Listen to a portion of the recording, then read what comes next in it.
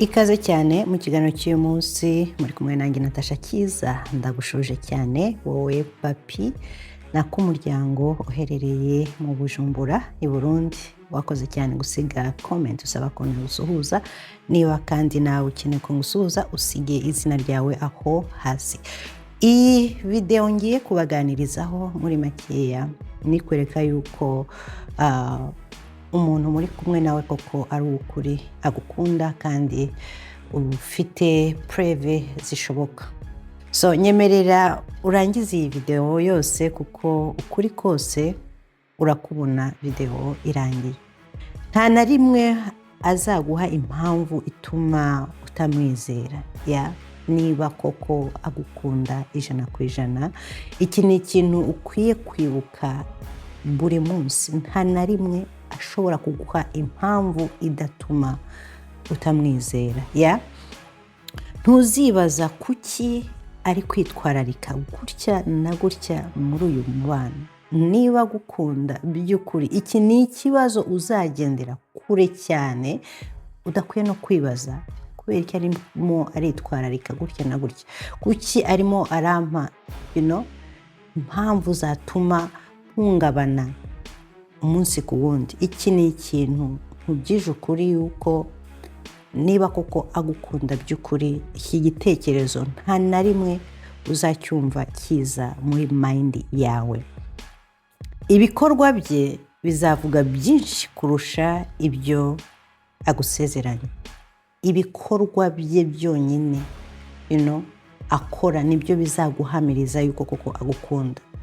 Apana gutega amatwi cyangwa se kwishyiramo cyane ibintu agomba kuba akubwira cyangwa se agusezeranya. Ite cyane ku bikorwa bye. Ese amagambo ye muri makeya aragenda agahwana n'ibyo yavuze. Ikintu kizakwereka yuko uyu muntu muri makeya ari uwawe 100%, azagushakira umwanya. Ntabwo azaguha excuse zari hano na hano nari busy cyane ku kazi uyu munsi muri makeya, ishuri nari mfite note nyinshi cyangwa se nari mfite amaklase menshi cyane, niyo mpamvu ntabonetse. Iki kintu ntabwo uzacyumva mu gihe murimo murateretana. Nta na rimwe azaguha impamvu y'akazi yuko kamubanye kenshi cyane akibagirwa muri makeya kugushakira umwanya wo kugira ngo abe ari kumwe nawe 5/5. Ntabwo azazana bya bintu ngo ino minsi mbese ntibyoroshye, ibintu ni byinshi cyane, ibintu bimbanye byinshi, famiye hari ibintu byinshi cyane mpugiyemo. Aya magambo ndimo ndakubwira ni ibintu utazumva bimuturuka mu kanwa ke niba koko agukunda by'ukuri. Nta na rimwe azakubwira ati reka rescheduling iyi appointment, iyi date yacu. Kandi bagira n'iyi ngeso, niba yakubwiye ku nshuro ya mbere yuko mwabihindura, bizagumya bigaruka ukabona yuko yabigize nk'ikintu gisanzwe cya buri munsi. Niba mwapanganye gahunda uzabona yishe, ariko ubone yuko aguhaye ikindi cyizere cyo kugushyira aho ngaho nyine kugira ngo wumve ko mutari kumwe nawe, aguhereza indi date, kandi iyo date nayo azabe busy tena akuburire umwanya. So iki ni ikintu gikwiye kugufungura amaso kugira ngo urebe mu by'ukuri aho uhagaze. Reka nkubwize ukuri, uyu muntu niba agukunda by'ukuri azagushakira umwanya no matter what. Niyo yaba ari busy ameze gutya na gutya, ntago azakuburira umwanya kuko ukunda muri makeya ntumuburira na ya minota 5 ku munsi cyangwa se n'isaha. Reka duvuge isaha niba wanakabije. Niba unkunda by'ukuri ntago wamburira iminota 5, ariyo minimum. Isaha nibura ku munsi kugira ngo unganirize, kugira ngo numve yuko nanjye umutima wanjye utuje. Nta minsi izahita utamwumvishije. Hari abantu bagira ingeso ukabona yuko bagiye neza bakabura icyumweru kimwe, icyumweru cya kabiri, cyangwa se ukabona yuko ukwezi kurarangiye. Uyu muntu yahura na shida, yahura n'ikibazo, cyangwa se yakumva akumbuye ikintu maybe ushobora kuba wamuhaga. Kenshi hazamo ikintu cy'amafaranga. Usanga yuko abantu bapapye cyane kuko ubukene bwabajeho, ariko bakaba bazi source y'ikintu kiratuma icyo kintu gituza umutima wabo. Ayo mafaranga agaruka, arakora tous les moyens possibles, bya byumweru yari amaze atakuvugisha, cyangwa se cya gihe yari ari muri silence, yongere abyuke atangire kukuvugisha. Uyu muntu rero niba agukunda by'ukuri, iri kosa ntago arikora. Uyu muntu ntago azakurya sine, uri kuri WhatsApp niho babibonera cyane, cyangwa kuri Facebook, cyangwa se kuri Instagram, aho umwandikira ubone yuko akwirengagije, ubone yuko amaze amasaha n'amasaha adasubije iyo text message yawe. Uyu muntu niba kwiyumvamo 100%, ntago azatuma urwara agahinda nk'ako ngako, aho abona yuko utamuhaye agaciro, umusuzuguye. Guys, biteye isoni cyane kuba wakwiyumvamo umuntu uzi yuko muri kudatinga, cyangwa se wamwemereye ko mugomba gukundana, akwandikire umare amasaha n'amasaha udasubije iyo message. Nagasuzuguro gateye ubwoba cyane. So uyu muntu niba gukunda by'ukuri, iki kintu aza kigendera kure, azubaha text message zawe, uzamwandikira agusubize, uzamuhamagara agusubize, cyangwa se nawe abitangire, kugira ngo ubone yuko muri kumwe nawe 5/5. Ntuzigera wibaza niba bikimurimo. Uzi kuba wicara ukaduta umwanya ku wundi, ese nakoze iki? Ibintu byose ugatangira kwijija, ugatangira kwishyira mu rujijo, wibaza uti ubanza amakosa ari ayanjye, ubanza ndi kumwirukankaho cyane. Ugatangira kwibaza ibibazo muri makeya, bituma ubwonko bwawe bwumva yuko ari wowe uri mu makosa. Iki kintu niba ugitekereza, uyu muntu nuko hari point d'interrogation. Nta na rimwe rero bizatuma wiyumva yuko umutekereza yuko koko urukundo rumurimo nkuko nanjye rundimo. Iki ni ikintu ukwiye gutekerezaho cyane.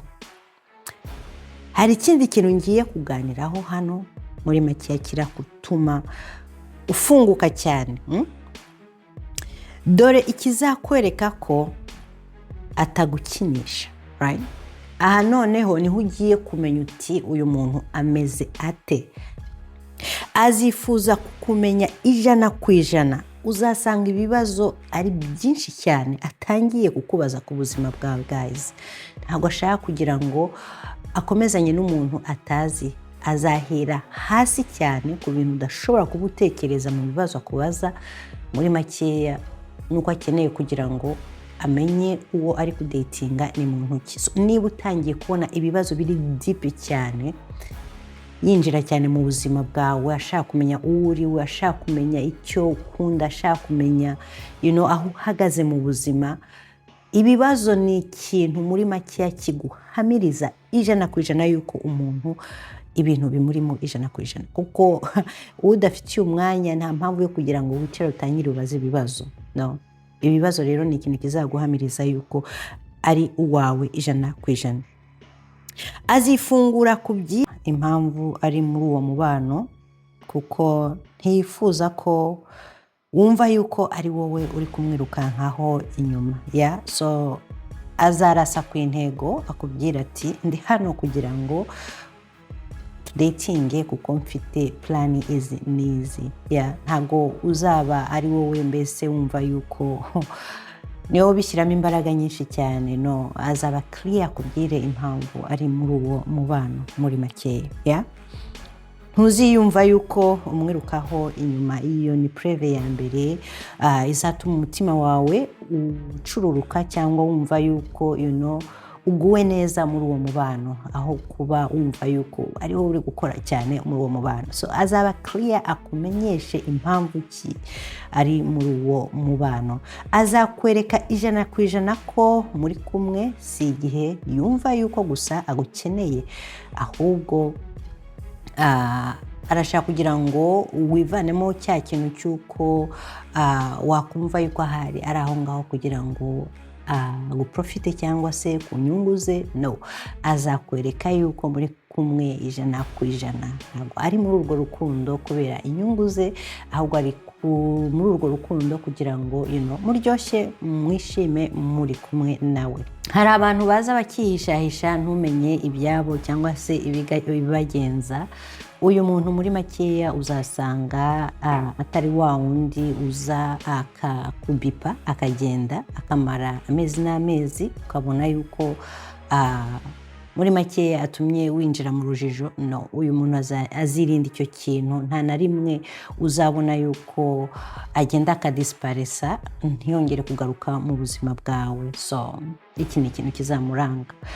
Ntuzigera na rimwe wibaza uti ese inshuti zanjye zishobora kuba zakwakira uyu muntu muri uyu mubano, ese abavandimwe baba bamwishimiye. Umenya uburyo abo bantu bakuzi 100%, ukibaza rero umuntu ugomba kubazanira muri ubwo buzima bwabo, ese bazamwakira gute? So niba ubona yuko udafite doute yuko bamwegeze inyuma cyangwa se batamushaka, iyo ni sinye ikomeye cyane nuko nyine yahawe ikaze muri uwo mubano wawe.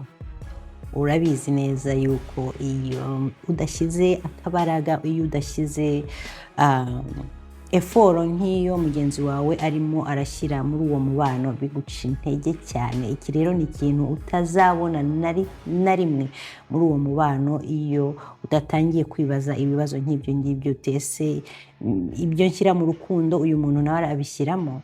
So iyo agukunda by'ukuri ubona yuko udafite kuba washidikanya kuri iyo behavior yuko muri makeya ashyiramo effort nkeya cyane muri uwo mubano wanyu. Nshaka kugira ngo uhore wibuka iki kintu. Ugukunda nta na rimwe azagushyira muri equation ituma uhora uduta muri uwo mubano wanyu. Nta na rimwe uzumva utamufitiye icyizere. Ibintu byose biri mu mucyo, nta guhindagurikanya biranga uyu muntu muri ubwo buzima bwawe.